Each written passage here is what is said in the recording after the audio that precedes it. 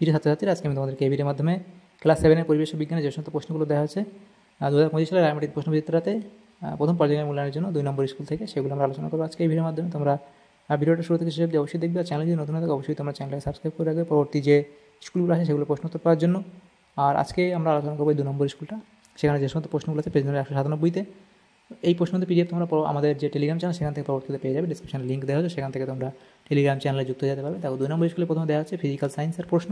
তো একের দাগে বলা সঠিক উত্তরটি নির্বাচন করো। একের দাগের একের প্রশ্ন, কঠিন থেকে তরল অবস্থায় পরিবর্তনের পদ্ধতিটি হলো, কঠিন থেকে তরল অবস্থায় পরিবর্তনের পদ্ধতিটি হলো কি গলন, তাহলে অপশান বি। এরপরে আছে ফুটন্ত জলের তাপমাত্রা ফারেনহাইট স্কেলে হবে, ফারেনহাইট স্কেলে 212 ডিগ্রি হবে, অপশান ডি। এরপরে আছে এ মৌলটি 2টি ইলেকট্রন বর্জন করলে তার চিহ্ন কি হবে, তার চিহ্ন হবে কি A2+। এরপরে পরের প্রশ্ন, CuSO4 এর নাম হলো, CuSO4 এর নাম হলো দেখো cuprous sulphide, cupric sulphate, cupric sulphide, cuprous sulphate. আচ্ছা, এটা তোমাদের হবে কপার সালফেট হবে। CuSO4টা এখানে অপশান নেই, তো লিখবে কি এটা হবে কপার সালফেট। তো অপশানে ভুল আছে, কপার সালফেট তোমাদের উত্তর হবে। দুইয়ের দাগে এক কথা উত্তর দাও। যেটা প্রশ্ন আছে যে টিন এর চিহ্ন লেখো, তাহলে টিনের চিহ্ন তোমরা জানো কি SN, SN হলো টিনের চিহ্ন। এরপরে প্রশ্ন, অ্যালুমিনিয়াম অক্সাইড যৌগে 2টি Al3+ এর আধান এর জন্য কতগুলি অক্সাইড আয়ন দরকার যাতে মোট আধান 0 হবে, তাহলে সেখানে তার জন্য 3টি দরকার। এরপরের প্রশ্ন দেখা হচ্ছে দেখো Na2CO3 + PbNO3(2), সেখান থেকে PbCO3 + 2NaNO3, এই বিক্রিয়াটি কোন ধরনের বিক্রিয়া, তাহলে এটা কোন ধরনের বিক্রিয়া, এটা হলো বিনিময় বিক্রিয়া, বিনিময় বিক্রিয়া।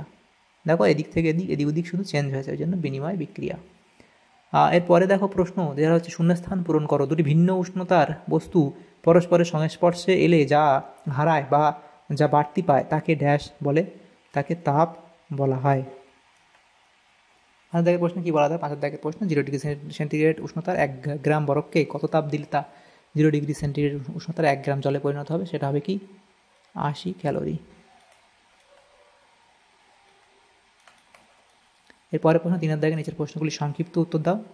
তো এই যে 3টে প্রশ্ন এখানে আছে সেগুলো আমরা নেক্সট পেজে আলোচনা করবো। দেখো প্রথম প্রশ্ন ছিল মাটির কলসির জল ঠান্ডা থাকে কেন, ব্যাখ্যা করো। তাহলে সেটা তোমরা FD লিখে দেবে, মাটির কলসির জল কেন ঠান্ডা থাকে, বা মাটির কলসিতে জল রাখলে কেন ঠান্ডা থাকে সেটা লিখবে। 2 দাগের প্রশ্ন, কোনো বস্তুর গৃহীত বা বর্জিত তাপের পরিমাণ কোন কোন বিষয়ের উপর নির্ভর করে,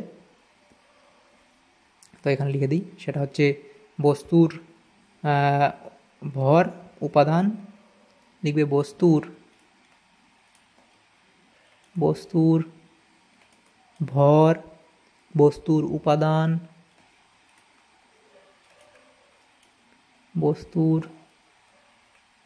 উপাদান, তারপরে বস্তুর উষ্ণতা হ্রাস বৃদ্ধি ইত্যাদির ওপর,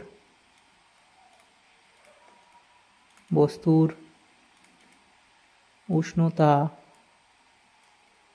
হ্রাস বা বৃদ্ধির ওপর, হ্রাস বা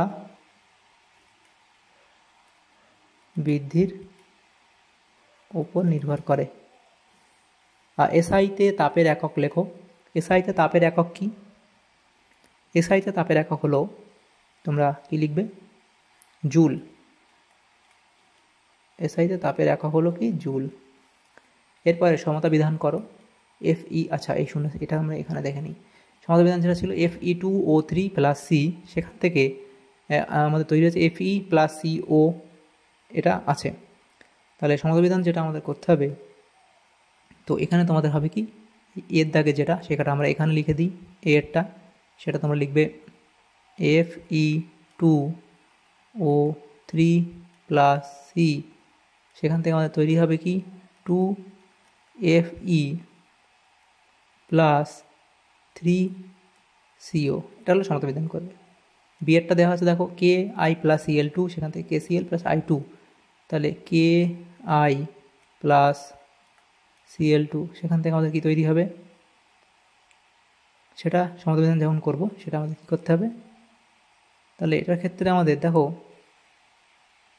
আমাদের এখানে 2 লিখতে হবে, 2Ki লিখতে হবে প্লাস Cl2, সেখান থেকে আমাদের তৈরি হবে কি, সেটা হলো যে 2KCl প্লাস I2, এটা হবে আমাদের এভাবে করবে। তাহলে এরপরে দেখো যা আছে লাইফ সায়েন্সের প্রশ্ন, সেখানে এক দাগে এবার সঠিক উত্তরটি নির্বাচন করো। প্রথম প্রশ্ন, লিগামেন্টে উপস্থিত প্রোটিনটি হলো, এটা হবে কোলাজেন। এরপরে অনেকগুলি গ্লুকোজ অণু জুড়ে তৈরি হয় শ্বেতসার, অপশান বি।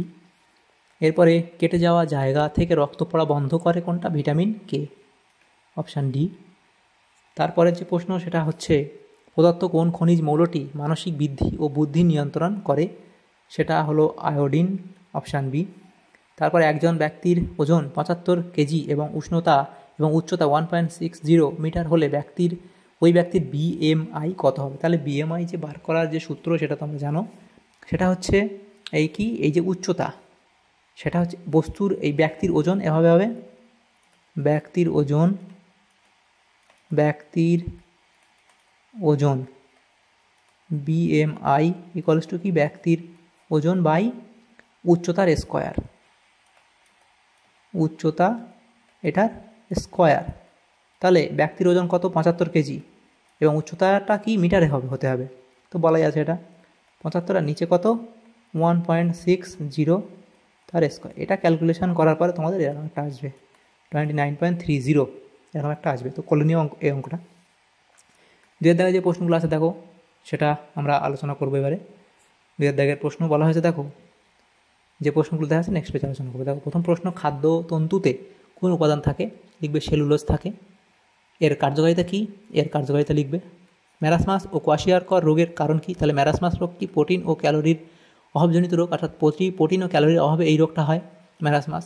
কোয়াশিয়ারকর কখন হয়, শুধুমাত্র প্রোটিনের ঘাটতির কারণে কোয়াশিয়ারকর রোগটা হয়। নেক্সট প্রশ্ন 3 দেখে, হলুদ মিষ্টি, আইসক্রিম, চাউমিন, চকলেট এদের মধ্যে উপস্থিত একটি করে ক্ষতিকর পদার্থের নাম লেখো। তাহলে হলুদ মিষ্টিতে উপস্থিত ক্ষতিকর পদার্থ হচ্ছে মেটানিল ইয়েলো, অর্থাৎ এটা একটা রং।